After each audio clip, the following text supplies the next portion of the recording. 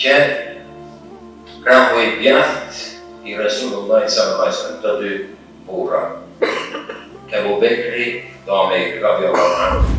Dhe si shtadin transmeton në transmetim e hadithit të samt, po Resulullah sallallahu alaihi wasallam لكل نبي وزير أو وزيران ووزيري أبو بكر وعمر.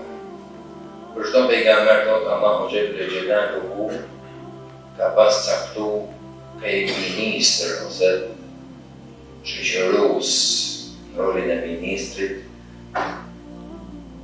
ama plot ministrat e mirë thot janë Ebu Bekri dhe Omeri radiallahu anhu. Omeri radiallahu anhu në kohën e Medinës, në kohën e Resulullah sallallahu alaihi wasallam, sikur kemi thënë edhe më parë, kudo që shkon te Resulullah, kudo që hynte, kudo që dilte, shumicën e shumicës daljeve Resulullah sallallahu alaihi wasallam vetëm se do të ishte në shoqërimin e kujt? Ebu Bekrit, Omerit, që ishin pashkëput në herë, kurse edhe të Osmanit dhe të Aliut radiallahu anhu gjemia. Ishte ndër të parët që ka marrë pjesë në të gjitha betejat që Resulullah sallallahu alaihi wasallam ka qenë prisi këtyre betejave.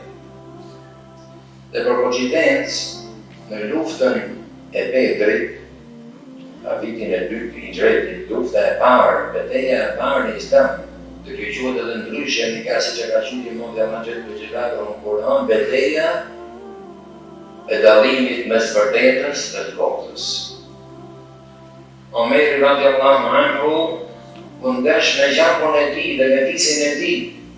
Me ka që ishin familje, tyre që kishin me emigru për dinë dhe për iman. Dhe që ndër të parë që Omer ibn Khattab radiallahu anhu në luftën e Bedrit vrau edhe dajnë e tij, Anas ibn As. Pra, nipi vrau dajnë, pse ishin kundërshtarë. Shqisoj o vezër subhanallah ka qenë të tillë burra që për hir të imanit dinit